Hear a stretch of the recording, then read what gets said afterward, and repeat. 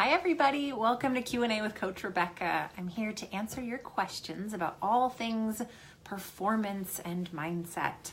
I am Rebecca Smith. I'm the founder of Complete Performance Coaching, which is a team of fabulous sports psychology experts who specialize in working with kids and teens, individual sports, fear, anxiety, mental blocks, as well as I've got these other coaches who are fantastically well prepared to help team sport athletes, also performance anxiety, building confidence, endurance athletes, pro soccer player, elite gymnast, lacrosse expert. I got all kinds of amazing people at your disposal if you are looking for one-on-one support to help you move your sport career to the next level. We offer that one-on-one support, and then we also offer an online training center that's called the Perform Happy Community, which is where you can find all of my courses on fear, on finding flow, on building confidence, on getting a pre-performance mindset put together, and a whole community of athletes and their parents that are working together to make this a really fruitful and productive journey through sport. So if you're interested in that community, it's been closed for a while. I always only let in a few people at a time because I want to make sure to have it be a really high quality experience, but I'm opening the doors soon. So if you are interested, make sure you get on the wait list at performhappy.com so that when those doors open, you'll be the first to know. All right, so now to the question of the week. This comes from a gymnast named Abby. She asked a question that a lot of people have been asking recently because it is the upper level gymnast season, upper level optional level gymnast season that's going on right now. So there are a lot of nervous gymnasts out there. So Abby said, I just had a competition. I did pretty well. I didn't fall the whole meet, and that is one of my goals for all of my competitions. Yay, Abby.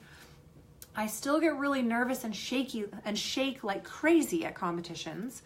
I'm starting to do better about it, but I just don't know how to stop shaking a lot. What are some ways that will help me stop shaking at meets? I read this post in the community and was like, oh, girlfriend, I know. I shook so badly at my first gymnastics meet that I was literally like convulsing up on the beam. I turned bright red. I shook, I wobbled. I think I got like a 6 out of 10, like not good, because I was so shaky that I was wobbling the entire time. Okay, so Abby, I'm going to explain to you why that happens and then give you a whole bunch of ideas on how to get it to stop in the moment. And then the most important thing, as far as I see it, is how to prepare your mind, like you're already doing through the Overcoming Fear course, but how to prepare your mind to not get so nervous to begin with. That's always the best way to handle it. I get a lot of people who are like, how do I stop freaking out? Like, okay, well, I can help you with that, but a way better solution is to prevent the freak out from happening, because that's so much easier than trying to calm yourself down when you're on like 4-alarm brain, wig out. Okay, so the reason that this happens, the reason that you get physically shaky is called the fight or flight response. I'm sure you guys are probably familiar with this. If you are in my courses or in the community, you're definitely familiar with this because I go into detail on what this is, but it's basically the brain's response to a physical threat to your safety. So what is your brain's primary job? To keep you alive. Hooray, thank you, brain, for keeping us alive. That's very important. It's an important job and we appreciate it. But sometimes it gets in the way, when your brain is preventing you from doing a skill that you are prepared enough to do, or preventing you from performing in a way that you're used to performing in practice. So last week I talked about the way that you get those kids who compete well but don't practice well. Now we're talking about the opposite. The kids who they train just fine and they go out to compete and then they fully fall apart. So what happens is your brain senses a threat to your safety, and then it basically sets off this whole chain reaction of trying to save your life. So what happens, let's say that you are standing face to face with a tiger, a hungry, mean tiger. What would happen is your brain would go fight or flight. Okay, you got to either fight this tiger or you got to get the heck out of here. And so what would then happen in your body is all the blood runs out of your extremities, so it's out of your hands and arms and legs and into your core. So your heart is pounding like crazy. This happens because that way if the tiger were to cut you, you wouldn't bleed out because there's not as much blood being stored in your arms and legs. So that's why your hands get cold and clammy and just they kind of feel stiff or numb even. So that would not be useful if you were, a professional shooter or archer, or anyone who has to do, kind of complex motor skills. That would not be helpful. A golfer, anyone who has to use their feet or hands like swimmers, also not useful. But your heart is pounding and your brain's like thinking it's doing you a favor. Okay, then another thing that happens is that your breathing starts to get really shallow, and you start to get this shot of adrenaline, which is this stress hormone that gives you like superpowers. You hear about those moms who lift the cars off their babies. That's because of adrenaline. So that comes in and it gives you this extra shot of energy that can get you to run out of there.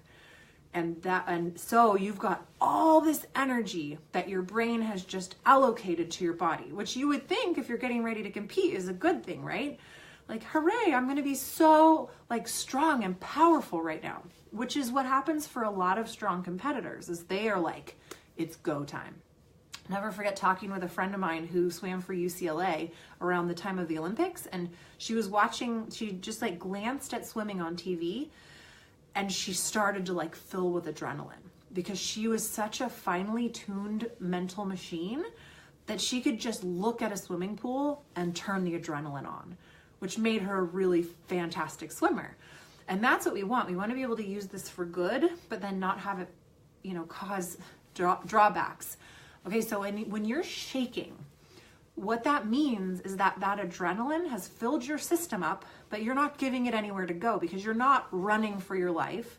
You're not wrestling a tiger. You're sitting there getting ready to salute the judge on beam where you don't need as much power, but you need more precision and you need more grace. So when that's happening, you got to figure out what to do with it, right? Okay. So there are plenty of other fight or flight mechanisms, but we'll just stick with this one. So now you're shaking, you're full of adrenaline, your hands are cold, your feet are cold. It's time to compete. What do you do? All right. So the first thing I always recommend when you're in this fight or flight survival mode is go to breath. Because one thing about your brain is that if you are in fight or flight, the front part of your brain, this part of your brain that only humans have, that allows us to reason and think and make informed decisions and go, hey, it's just a balance beam. It's just a swimming pool. It's not a tiger. It's going to be fine. That part of your brain gets shut off because the survival brain is taking all the mojo, all the energy.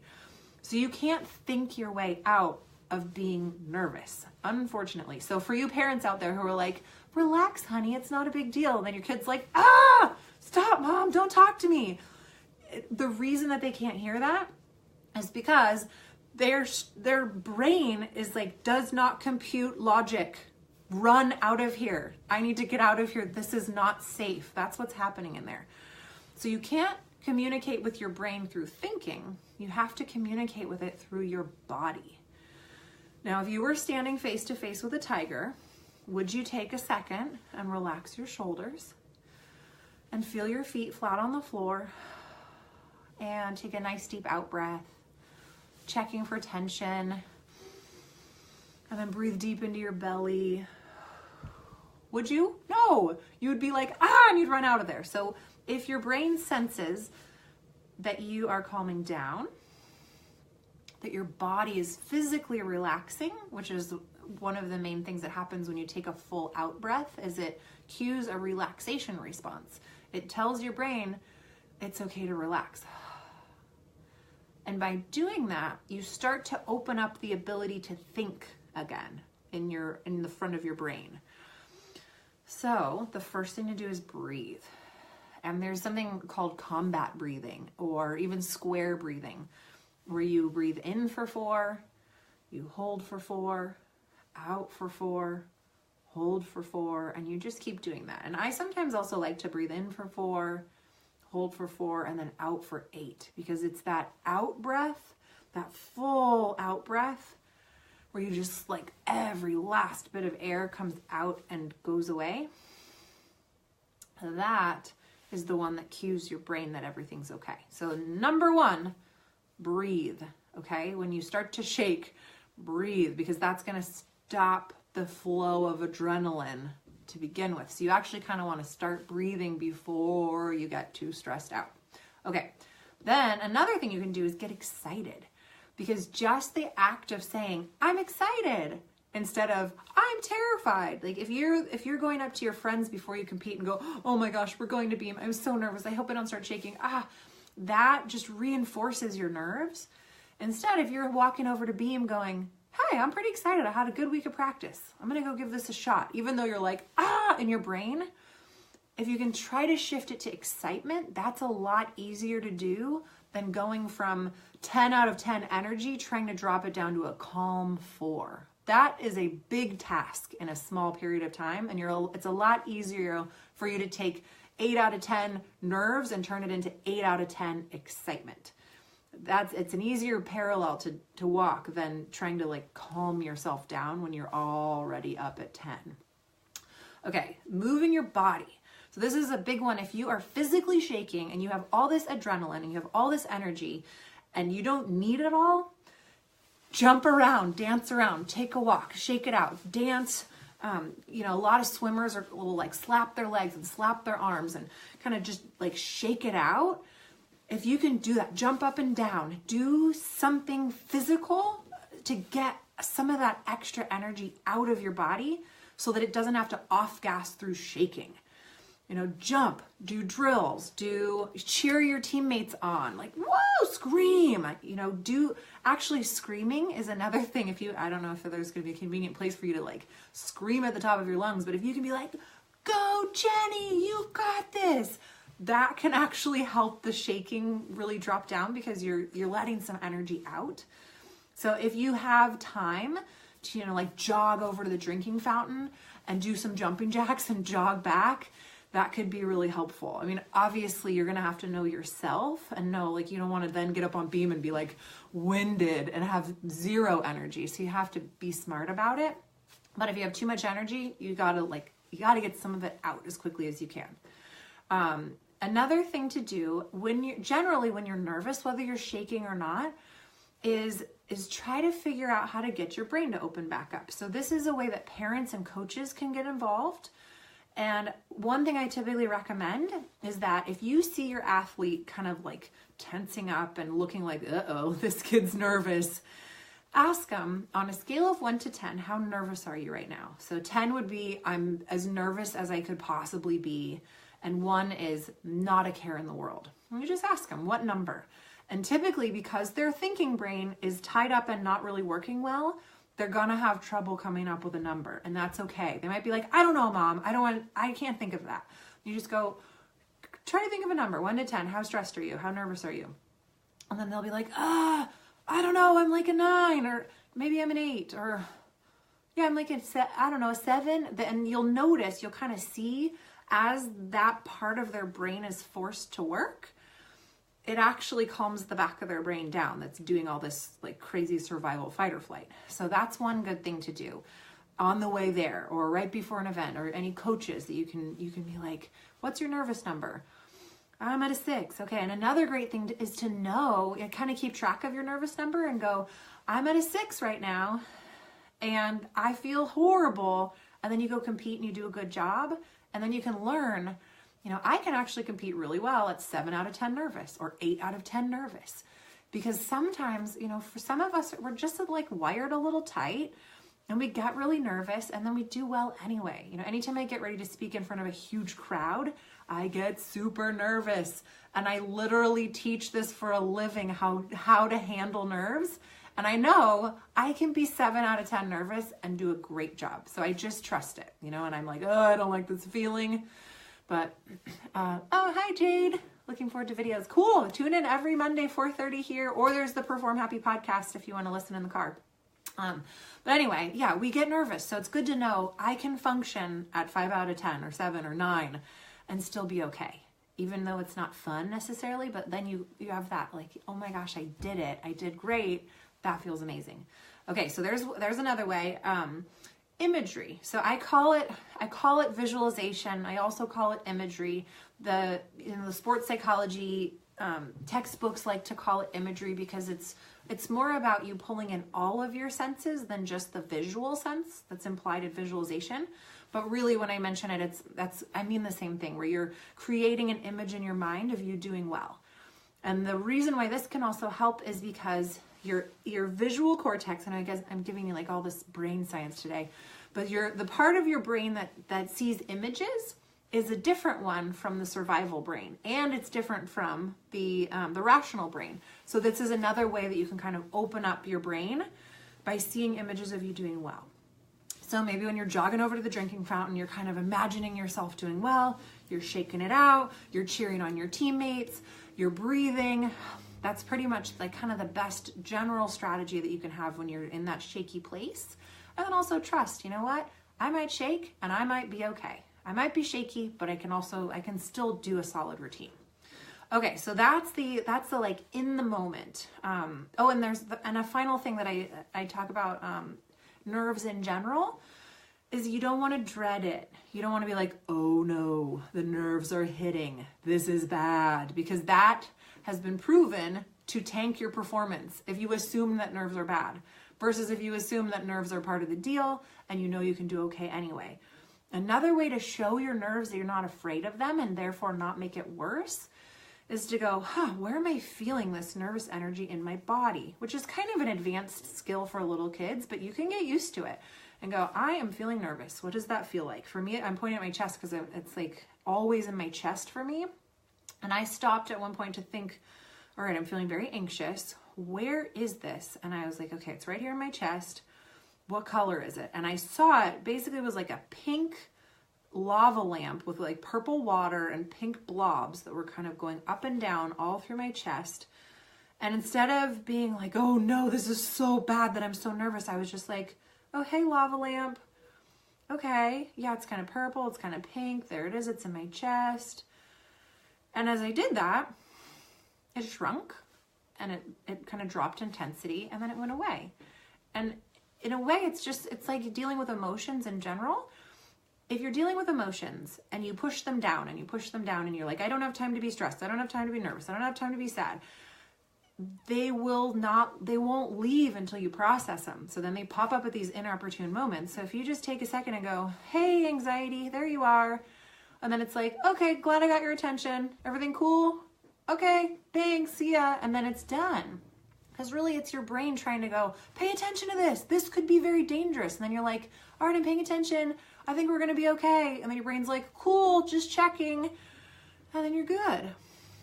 So, okay. So those are all the in the moment things. But the most important thing you can do is check your mindset going in. And I worked with one of my favorite people of all time, was a young figure skater who came to me because she was phenomenally talented. And I hate to use the word talent because it's like hard work plus drive and, anyway. But this girl was a fabulous figure skater who fell apart under pressure. And you're welcome, Patricia. Patricia's saying thank you. She would fall apart because she deeply believed that if she made a mistake, she was letting people down. That her parents had invested a lot of money in it, her coaches had invested a lot of time in it, and if she went to a competition and she made as much as a little mistake, she was letting them down. And we were able to kind of dissect that belief and go, oh, girlfriend, they love you. You can fall 100 times in one program and they will not stop loving you. I guarantee. I bet you could ask them and I bet they would agree. And they did. And she actually was like, if I fall 100 times in one program, will you still love me? And her parents were like, yes, we will never stop loving you. Of course. And so they made a plan of going to ice cream after every competition, no matter what. And we legalized failure. We're like, you are allowed to make mistakes. You're allowed to fail. It's totally allowed. And nobody's going to be disappointed. They're going to know that you tried your best. And then we're just going to go on to the next competition and try to get a little bit better. And then she decided to, instead of looking at competitions like, this is my one chance to prove myself and not let people down and not disappoint people, she changed it to, these are just check-ins. I go, I compete, I check in and see how I'm doing. I see where I need to improve for next time, and I go back to practice and I work on it. And it's just another program.